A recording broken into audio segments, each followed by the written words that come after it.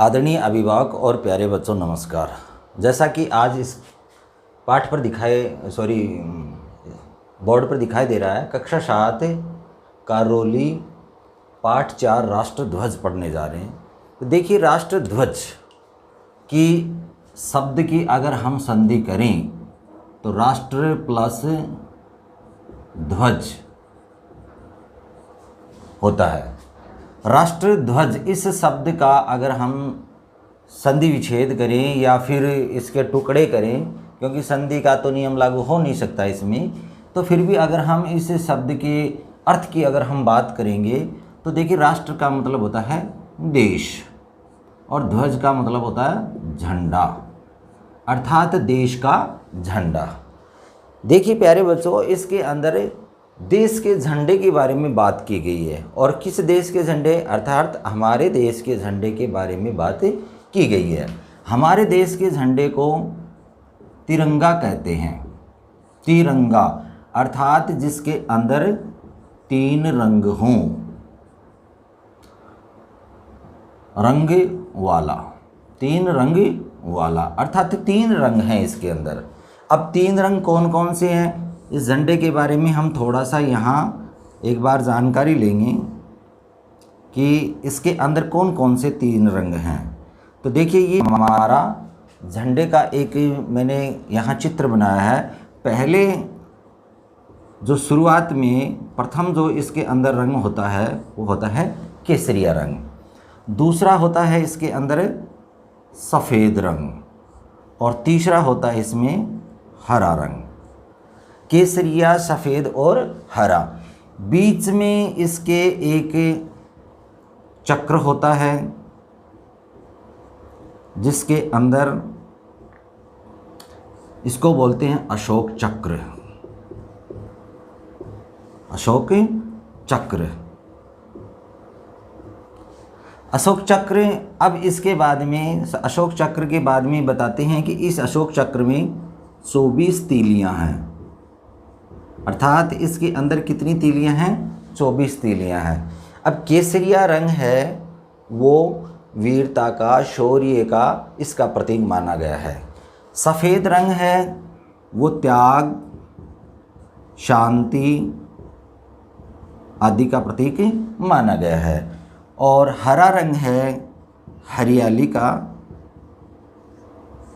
प्रतीक माना गया। अर्थात सर्वप्रथम अगर हम बात करें केसरिया रंग, तो स्वतंत्रता आंदोलन के अंदर हमारे देश के जो क्रांतिकारी नेता थे उन्होंने इस झंडे तले अपनी स्वतंत्रता की लड़ाई है वो लड़ी थी। अर्थात स्वतंत्रता जो आंदोलन हुआ था उसका प्रेरणा स्रोत जो हमारा था वो हमारा तिरंगा झंडा था। इसी के नीचे पूरे देश ने इस आंदोलन को मतलब लड़ा है, अर्थात देश की आज़ादी है वो हमारे झंडे के तले लड़ी गई थी। तो इस स्वतंत्रता आंदोलन के अंदर केसरिया रंग क्यों लिया गया, क्योंकि ये वीरता का, शौर्य का आदि का प्रतीक है। अर्थात हमें आज़ादी प्राप्त करने के लिए हमें वीरता के साथ में, शौर्य के साथ में अंग्रेज़ों के साथ लड़ाई लड़ी, तब जाकर के हमें क्या हुई, आज़ादी मिली। आज़ादी जैसे ही मिली तो हमें क्या चाहिए, शांति चाहिए, क्योंकि पूरा देश एक तरह से बहुत ही तहस नहस बर्बाद हो गया था। तब जाकर के हमें क्या चाहिए थी, शांति चाहिए थी। तब इसमें सफ़ेद रंग की पट्टी लगाई गई। जब सफ़ेद रंग अर्थात शांति स्थापित हो गई हमारे देश में, तो अब क्या चाहिए, हमें हरी भरी दरिया जो धरती है वो चाहिए। अर्थात हमारे देश के अंदर इतना मतलब सब कुछ हरा भरा चाहिए, जो सब समृद्धि चाहिए हमें। तो इस प्रकार से इन 3 रंगों को इसमें दिया गया है। अब इसकी अगर इतिहास की हम बात करें प्यारे बच्चों, तो सर्वप्रथम 1907 में मैडम भिखा कामा ने 1907 में जर्मनी में एक अंतर्राष्ट्रीय समाजवादी आंदोलन हुआ था। समाजवादी एक आंदोलन हुआ था, इसके अंदर सर्वप्रथम इसको फहराया गया। अर्थात जो आंदोलन हुआ था, अंतर्राष्ट्रीय समाजवादी आंदोलन हुआ था, कहाँ हुआ था? जर्मनी में हुआ था। उसके अंदर इस हमारे झंडे को फहराया गया। अब बात करते हैं कि ये स्वरूप चलता चलता चलता 1917 में इसका फिर प्रारूप बदला, फिर 1921 में इसका प्रारूप बदला, अर्थात इसके रूप है वो बदलते गए। फिर 1931 में इसका स्वरूप बदला और फिर 1947 में आते आते इसका एक जो आज हमारे सामने जो हमारा तिरंगा झंडा है वो एक झंडा तैयार हुआ। 22 जुलाई इसका जो स्वरूप है, 22 जुलाई 1947 को जो आज वर्तमान जो हमारे झंडे का स्वरूप है वो हमें प्राप्त हुआ। यानी कि हमने 22 जुलाई को वर्तमान का 1947 को वर्तमान जो हमारा झंडा है उसको हमने क्या किया? स्वीकार किया। और 14-15 अगस्त की मध्य रात्रि को हम क्या हो गए थे? आज़ाद हो गए थे। तब जाकर के इस झंडे को हमने क्या किया? 15 अगस्त को लाल किले पर, स्वतंत्र होने के बाद में लाल किले पर इसको फहराया गया, जो आज तक वर्तमान में भी विद्यमान है। यानी कि उस दिन से लेकर के आज तक लाल किले पर ये हर साल 15 अगस्त को तो वैसे फहराते हैं, लेकिन पूरे साल भर आज से यानी कि 1947 से लेकर के आज तक वर्तमान तक ये झंडा फहरा रहा है और इसकी शान निराली है। और इस झंडे के बारे में नेहरू जी कहते हैं कि इस झंडे के लिए कोई भी देश का झंडा है वो हमेशा क्या होना चाहिए? सुंदर होना चाहिए और एक अच्छा होना चाहिए। इसके जो अगर हम प्रारूप की बात करें तो 3-2 का इसका एक नाप होता है। यानी कि 3 फीट अगर ये ऐसा है, इसकी लंबाई है तो 2 फुट क्या होनी चाहिए? इसकी चौड़ाई होनी चाहिए। अगर 3 मीटर में है तो 3 और 2 का अनुपात होना चाहिए। तो ये इसके बारे में मैंने इसको आपको लोगों को छोटी सी जानकारी दी है। अब आप अपनी अपनी बुक है वो ले लीजिए प्यारे बच्चों, और अब इस बुक के अंदर हम क्या करेंगे? इस चैप्टर को समझेंगे, पढ़ेंगे। तो प्लीज़ अपनी अपनी बुक निकाल लीजिए और इसको पढ़ेंगे। तो देखिए इस झंडे के बारे में एक आपने भी सुना होगा, झंडे के बारे में गाना फेमस है, विजय विश्व तिरंगा प्यारा, झंडा ऊंचा रहे हमारा। तो ये विजय विश्व तिरंगा प्यारा, झंडा ऊंचा रहे हमारा, स्वतंत्रता की लड़ाई के बारे में ये बताते हैं हमारे जो लेखक हैं। उन्होंने कहा है कि हमारी जो आज़ादी की लड़ाई है उस झंडे के तले लड़ी है हमने, और हमारे राष्ट्रध्वज के निर्माण और विकास की कहानी है वो बहुत ही गौरवमयी है, सम्माननीय है। अर्थात जैसे प्यारे बच्चों कोई भी कहानी अर्थात कोई भी वस्तु होती है उसकी एक कहानी होती है। जैसे ये पुस्तक है, इसकी भी एक कहानी है।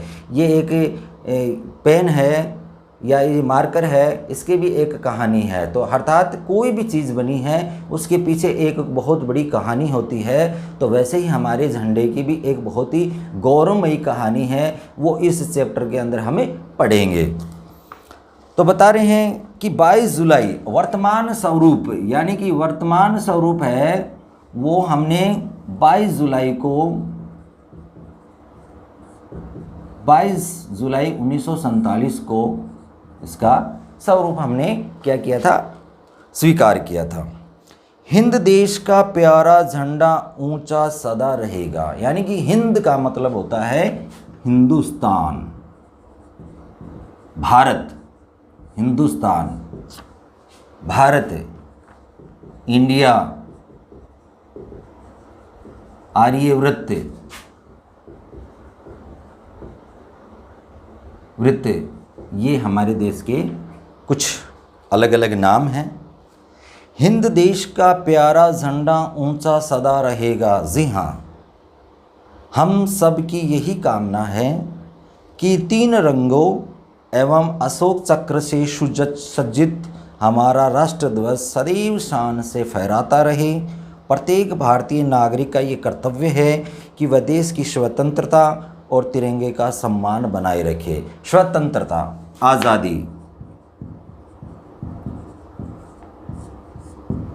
हमारे पुरखों ने हमें दिला दी, लेकिन अब इसको बनाए रखना हमारी सबकी जिम्मेदारी है। प्यारे बच्चों, प्रत्येक वस्तु का एक इतिहास एवं कहानी होती है। तिरंगे के विकास की भी एक गौरवमयी कहानी है। गौरवमयी, गौरवमयी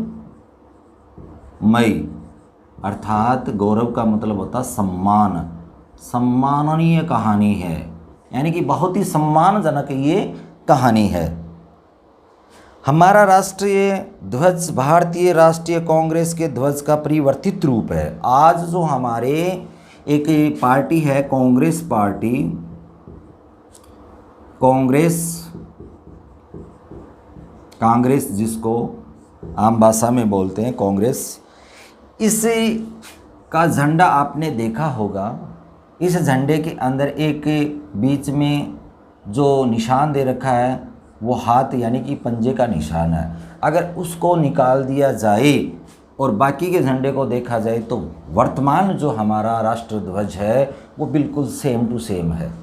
तो इसके अंदर क्या कर दिया गया है, उन लोगों ने अब थोड़ा सा इसमें चेंज करके क्या कर दिया, उस अशोक चक्र के स्थान पर उसने क्या कर दिया, हाथ या पंजे का निशान दे दिया।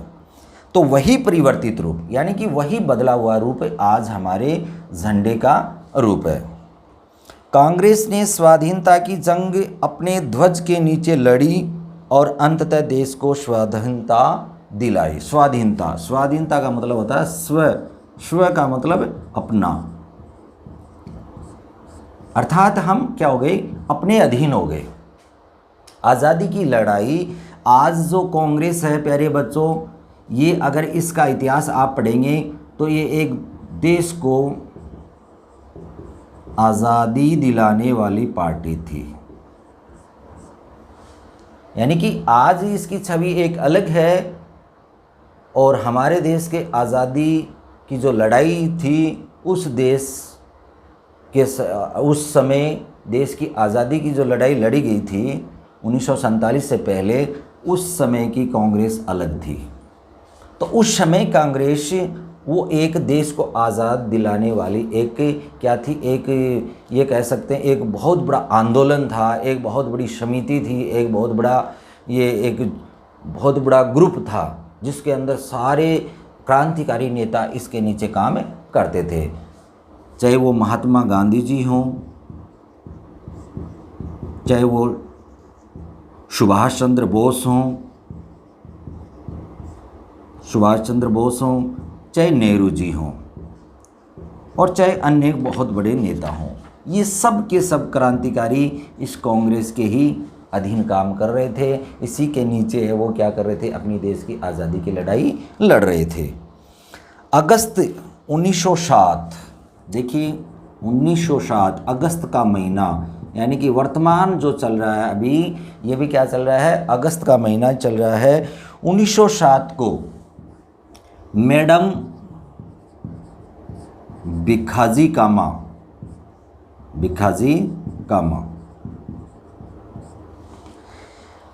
कामा ने जर्मनी में आयोजित, मैंने बताया था आप लोगों को, जर्मनी में एक बहुत बड़ा प्रोग्राम हुआ था। अंतर्राष्ट्रीय समाजवादी सम्मेलन में पहली बार राष्ट्र ध्वज फहराया गया था।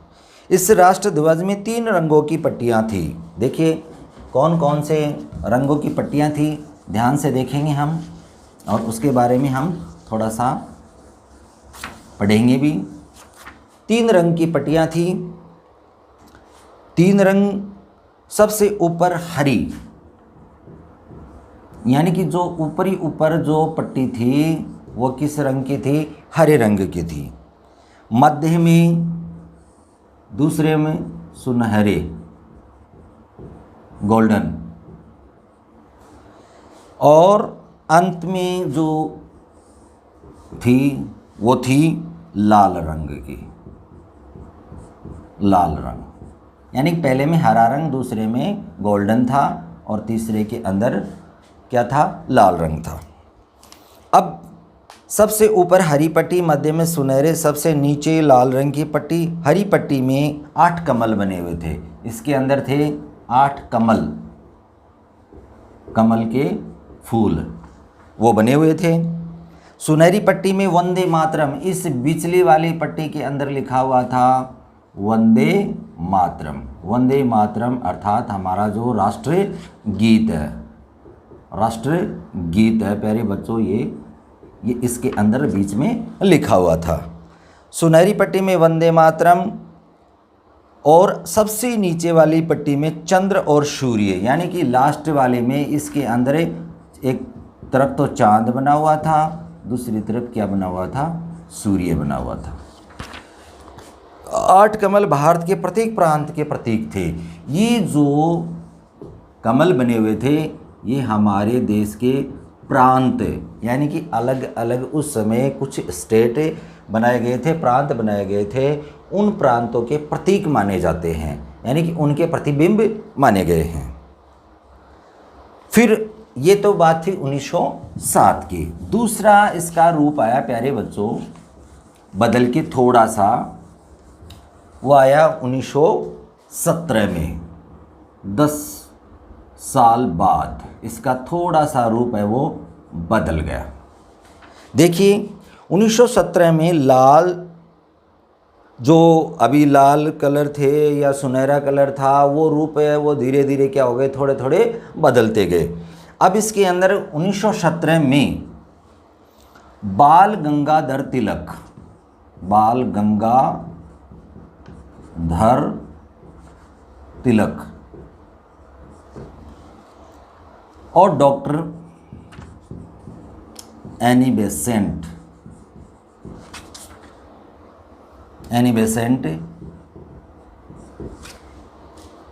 ने एक नया झंडा तैयार किया। इसमें 5 लाल और 4 हरे रंग की पट्टियां थी, यानी कि इसके अंदर ऊपर थी वो 5 है, वो क्या थी, हरे रंग लाल रंग की पट्टी, और उसके बाद में नीचे 4 उसमें हरे रंग की पट्टी, यानी कि इसके अंदर कुल मिलाकर 5 + 4 यानी कि 9 पट्टियाँ थी। फिर बाएं भाग के ऊपर की ओर एक कोने में इंग्लैंड के राष्ट्र ध्वज यूनियन जैक जो क्या है, अंग्रेज़ों का झंडा था, उसका निशान बना हुआ था कोने के अंदर, आप भी देखना इसमें फोटो। और फिर दाएं भाग में एक चांद और एक तारा, दाएं भाग के अंदर क्या बना हुआ था, एक चांद बना हुआ था और उसके अंदर एक तारा बना हुआ था, चांद और तारा इसमें दिया हुआ था। इस राष्ट्र ध्वज में एक पंक्ति में 5 तारे और दूसरी पंक्ति में 2 सफ़ेद तारे बने हुए थे, यानी कि ऊपर तारे बने हुए थे अलग और दूसरी वाली पंक्ति के अंदर क्या अलग तारे बने हुए थे।